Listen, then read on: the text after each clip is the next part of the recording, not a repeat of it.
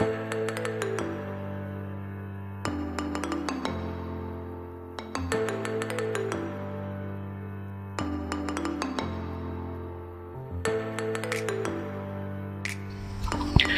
guys, আসসালামু আলাইকুম, it's me Mahfin Ahmed and welcome to my another video. Guys, আশা করি আপনারা সবাই অনেক ভালো আছেন আর আমিও আজকে খুব ভালো আছি। আপনারা হয়তো ইন্ট্রো আর থাম্বনেল দেখে বুঝেই গেছেন যে আমরা আজকে কই যাচ্ছি। সো গাইজ, এখন বাজে ঘড়িতে 6:30। কথা না বাড়িয়ে আমরা ঢাকার উদ্দেশ্যে রওনা করব আর আপনাদের সাথে যেতে যেতে অবশ্যই কথা হবে। ভিডিওটা শেষ পর্যন্ত দেখবেন গাইজ। সো গাইজ, আমরা কিন্তু ঢাকার উদ্দেশ্যে রওনা করে দিয়েছি। এখন বাজে ঘড়িতে 7টা। আর আজকে যেহেতু মেঘলা মেঘলা একটা ওয়েদার ছিল, মনে হচ্ছিল একটা শীতকালীন ওয়েদার, মানে এত সুন্দর একটা ফিল আসতেছিল আর বাইক চালিয়েও অনেক মজা পাচ্ছিলাম। যার কারণে আমরা সকাল সকাল বাসা থেকে রওনা করি। যেহেতু রোদ্রের তাপমাত্রা এখন অনেক বেশি, এই জন্য আমরা একটু তাড়াতাড়ি বের হলাম। আর ঢাকায় তো এমনিই যানজটের কারণে তাপমাত্রা অনেক বেশি। তো গাইস, আমরা এখন চলে আসলাম পাম্পে তেল নেওয়ার জন্য। আমরা পাম্পের থেকে তেল নিয়ে আবার বের হয়ে যাব। আর আমার সাথে আছে আমার ছোট ভাই অর্ক, আর আরেকটা বাইকে আছে আমার আরেকটা ভাই আর মামি। তো আমরা আজকে 4 জন যাচ্ছি ঘোরার জন্য ঢাকায়। তো গাইস, এখন আমরা আছি ভাঙ্গা হাইওয়েতে। এই সাইড দিয়ে যেহেতু আমাদের ঢাকা যাওয়া এখন সুবিধা হয়ে গেছে পদ্মা সেতু হওয়ার কারণে, এই জন্য এখন আমরা ভাঙ্গা হাইওয়ে দিয়ে যাতায়াতটা একটু বেশি করি। অ্যাজ এ বাইকার হিসেবে এরকম রাস্তাতে বাইক চালানোর অনুভূতি একমাত্র বাইকাররাই বুঝতে পারবে, কারণ এইরকম রাস্তায় বাইক চালানোর ফিলটা একটু অন্যরকম। আপনার ভাঙাচোরা রাস্তাতে বাইক চালানোর কোনো ফিল পাবেন না যদি আপনি এরকম হাইওয়ে দিয়ে বাইক না চালায় থাকেন।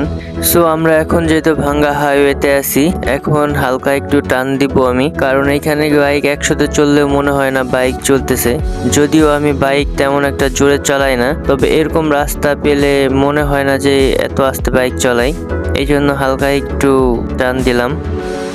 মূলত টপ স্পিড চেক করার জন্য বাইকটা একটু টান দিয়েছিলাম, কারণ আমার বাইকের টপ স্পিডটা মনে হচ্ছিল যে একটু কম আসে এই জন্য। আর সামনে যেহেতু টোল প্লাজা চলে আসছিল, এই জন্য আর ট্রাই করি নাই, কারণ অ্যাক্সিডেন্ট হতে বেশি সময় লাগে না। আমি মনে করি প্রতিটা বাইকারের নিজের সেফটি নিয়ে চলা উচিত। ভাঙ্গা গোল চত্বরের পরে যেই টোলটা, মানে আমার সামনে এখন যেই টোল প্লাজাটা আছে, প্রতি বাইকের 20 টাকা করে টোল দিতে হবে।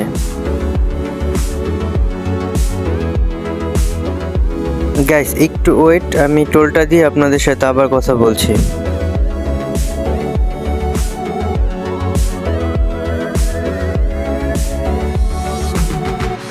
যাওয়ার পথে পদ্মাবেলিতে একটু দাঁড়ালাম, যেহেতু আমাদের ঢাকা যেতে এখনো সময় লাগবে আর আমরা এখনো সকালের নাস্তা করিনি, তাই ভাবলাম পদ্মাবেলি থেকে আমরা সকালের নাস্তাটা করে নিই। এটা হচ্ছে আমাদের সকালের নাস্তা। দেখতে যতটা সুন্দর লাগছে কিন্তু খেতে তেমন মজা ছিল না। খাবারটা একদম বাজেও না, একদম ভালো ছিল না।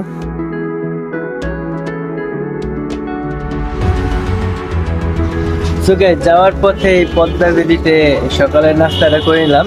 এখন আমরা এখানে দেরি না করে আবার ঢাকার উদ্দেশ্যে রওনা করবো। পদ্মাবেলির জায়গাটা অনেক সুন্দর, যার কারণে আমরা ভাবলাম এখানে নাস্তা করে নিই। যাই হোক, এখন আর কথা বাড়াবো না, আবার রওনা দিয়ে দেবো আমরা এক্ষুনি ঢাকার উদ্দেশ্যে। আমরা এখন আছি পদ্মা সেতুর টোল প্লাজায়। পদ্মা সেতুর টোল দিয়ে আমরা এখান থেকে যাব। তো পদ্মা সেতুর টোল ভাড়া হচ্ছে 100 টাকা করে প্রতি বাইকের। আর হ্যাঁ, আমরা কিন্তু সেই স্বপ্নের পদ্মা সেতুতে এখন উঠে গেছি। আসলে আমাদের এই পদ্মা সেতুটা হয়ে যে কতটা উপকার হয়েছে সেটা বলার মতো না। আমাদের ঘন্টার পর ঘন্টা ফেরিতে বসে থাকা লাগে না, এখন আর মাত্র 5-6 মিনিটেই আমরা এই পদ্মাটা এখন পার হইতে পারি। উফ গাইস, পদ্মা সেতুর উপর থেকে জাস্ট ভিউটা একবার দেখেন যে আসলে কতটা সুন্দর লাগছে পদ্মা সেতুর উপর থেকে এই পদ্মাটা। আর সাইডে যে ছোট্ট একটা গ্রাম আছে, ওইখানে অনেক সুন্দর লাগতেছে। এই জন্য প্রতিটা ছেলের কাছে বাইক একটা স্বপ্ন, বাইক একটা স্বপ্নের মতন। এখন আছি পদ্মা সেতুর মাঝামাঝি। তো পদ্মা সেতুর মাঝামাঝি এসে যে ভিউটা দেখলাম, আপনারা একটু দেখেন গাইজ, কি অসাধারণ গাইজ। এইখানে বাইক চালালে আপনি বুঝতে পারবেন যে আসলে বাইকের মজাটা সেটা আপনি নিতে পারবেন। আপনাদের সাথে কথা বলতে বলতে চলে আসলাম বসুন্ধরা সিটি শপিং কমপ্লেক্সে। তো এখন বসুন্ধরা সিটি কমপ্লেক্সের আন্ডারগ্রাউন্ডে প্রবেশ করলাম গাড়ি পার্কিং করার জন্য। গাড়ি পার্কিং করে আমরা বসুন্ধরা সিটি শপিং কমপ্লেক্সে প্রবেশ করব। তো এখানে টিকিট করে নিলাম। গাড়ি পার্কিং করার যে স্লিপটা দিবে সেটা নিয়ে আমরা গাড়ি পার্কিং করে তারপর যাব।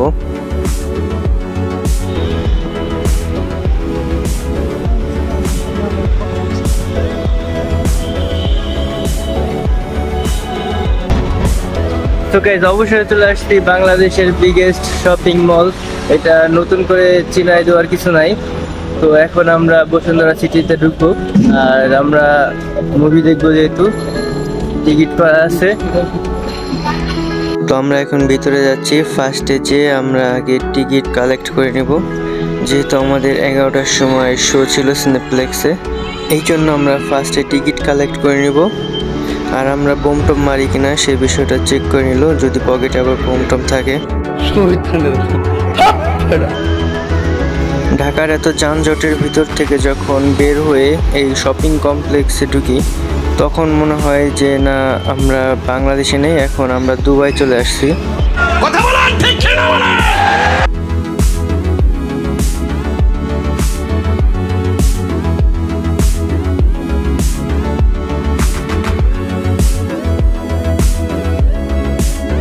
হচ্ছে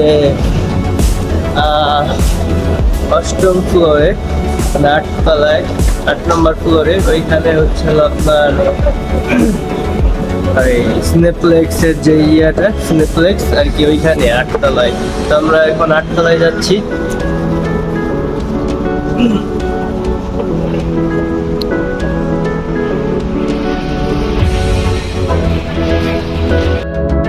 সো গাইজ, আমরা চলে আসলাম 8ম ফ্লোরে সিনেপ্লেক্সে। তো দেখতে পাচ্ছেন অনেক মুভি চলতেছে, বাট আমরা তুফান দেখবো। আমার লাইফে ফার্স্ট মুভি দেখবো সাকিব খানের। আমার লাইফে আমি কখনো সাকিব খানের মুভি দেখি নাই। তো এই মুভির ট্রেলার দেখে মনে হলো যে সাকিব খানের মুভিটা দেখি, হয়তো ভালো হবে।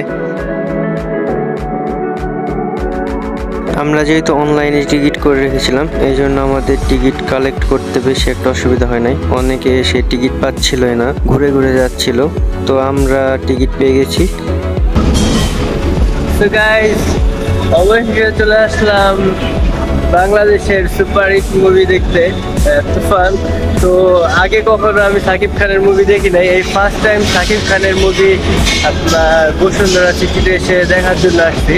যেহেতু এখনো 11টা বাজে নাই, এই জন্য আমরা ওয়েট করতেছি। আপনারা দেখতে পারবেন যে এই আপনার তুফান দেখার জন্য কত মানুষ সিরিয়াল ধরে দাঁড়ায় আছে, কিন্তু টিকিট পাচ্ছে না। সো গাইস, দেখতেই পাচ্ছেন যে কত সিরিয়ালের মানুষ এখনো দাঁড়িয়ে আছে টিকিটের জন্য। আর এখন আমরা ভিতরে প্রবেশ করব। এইখানে বড় একটা সিরিয়াল, যেখানে মানুষ সিরিয়াল ধরে ভিতরে প্রবেশ করবে। টিকিট দেখিয়ে টিকিট চেক করে তারপরে ভিতরে যেতে দিচ্ছে।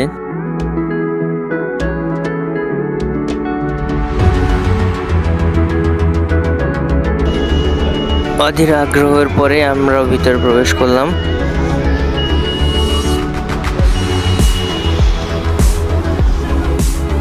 তো সিনেপ্লেক্সে খাওয়ার জন্য কিছু নিয়ে নিচ্ছি, আর এখান থেকে খাবার নিয়ে নিলাম। মনে হলো গলা কেটে রেখে দিল, মানে এটা কেন বললাম একটু পরে বলছি।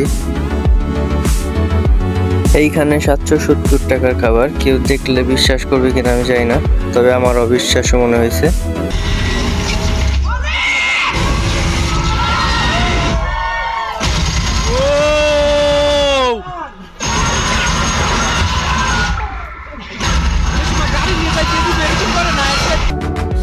সো গাইস, মুভি দেখা শেষ করে এখন আমরা খাবার অর্ডার করলাম। খাবারের জন্য ওয়েট করছি, যেহেতু দুপুর হয়ে গেছে, অনেক ক্ষুধা লাগছে। তো অবশেষে আমাদের খাবারটা চলে আসছে। আর আমার ছোট ভাই বলছিল ওর নাকি অনেক ক্ষুধা লাগছে, বাট আমি ভিডিও করছি বলে ওকে খেতে দিচ্ছি না।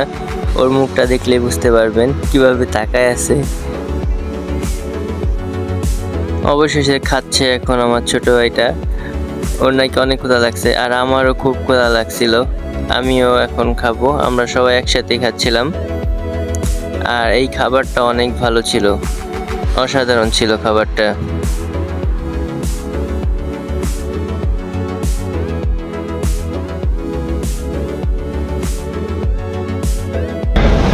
একটা কথা আপনাদের সাথে শেয়ার করি। আমি জানি আমার ভিডিও 98% মানুষই দেখে না বা ফলো করে না। 98% মানুষ আমাকে, যে 2% মানুষ ভালোবাসে, যে 2% মানুষ আমাকে ফলো করে, আমি এই 2% মানুষের জন্য আমি ভিডিও ছাড়বো। যতদিন আছি আর কি, আল্লাহ বাঁচায় রাখছে, ততদিন আমি এই 2% মানুষকে খুশি করার জন্য যতটুকু মানে আমার সাধ্য আছে ততটুকু আমি চেষ্টা করে যাব। আপনারা যারা এখনো আমার পেজটাকে ফলো করেন নাই, অবশ্যই পেজটাকে ফলো করে দেবেন গাইজ। গাইজ, আপনাদের একটা ইন্টারেস্টিং একটা জিনিস দেখাই। এইখানে আছে আপনার বাটার শোরুম। বাটার শোরুমের ভিতর কি আছে সেটা একটু দেখাই। তো এটা হচ্ছে বাটার শোরুম, আর একটু ভিতরে গেলেই দেখতে পারবেন হাতের ডান সাইডে একটা রিক্সা রাখা। তো বাঙালি যতই বড় লোক হোক না কেন, নিজের ঐতিহ্যকে কিন্তু কখনো কেউ ভুলতে পারে না। তো এটা হচ্ছে তার একটা প্রমাণ। এই তো গাইজ, আরেকটা আকর্ষণীয় জিনিস পাইছি, যেটা আপনার বাঙালির ঐতিহ্য বিষয়ে একটা জিনিস, সেটা আরেকটা জিনিস দেখাই। এইটাকে আমরা সাধারণত ঢেকি বলে থাকি, অন্য অন্য জেলায় কি বলে সেটা আমি জানি না। সো গাইজ, বসুন্ধরা থেকে ঘোরা শেষ করে যেহেতু আমাদের হাতে সময় ছিল, এই জন্য ভাবলাম যে 300 ফিট থেকে ঘুরে আসি। বাট আমাদের ভাগ্যটা এতটাই খারাপ ছিল যে এখানে সড়ক মন্ত্রী আসবে, যার কারণে কাউকেই দাঁড়াইতে দিচ্ছিল না রাস্তায়। মানে যেদিকে যাচ্ছিলাম সেদিকেই পুলিশ ছিল, মানে 2-4 কিলোমিটারের ভিতরে কাউকে দাঁড়াতে দিচ্ছিল না। যাই হোক, আমরা বাইক নিয়ে ঘুরছিলাম, যদি একটা চান্স পাই তাহলে ভিডিও করব আর ছবি তুলবো।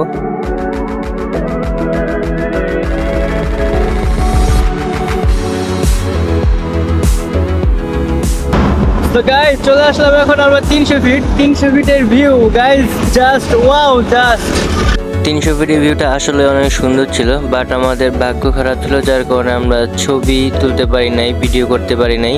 এটা আমাদের দুর্ভাগ্য ছিল ওই দিন হয়তো। এইখানে কোনো রকম দাঁড়িয়ে একটু ভিডিও করে চলে আসছিলাম, তাও সামনে যাইতে দেয় নাই, ভালোভাবে দাঁড়াইতে দেয় নাই। নেক্সট টাইম কখনো গেলে আবার এখানে ব্লগ বানাবো।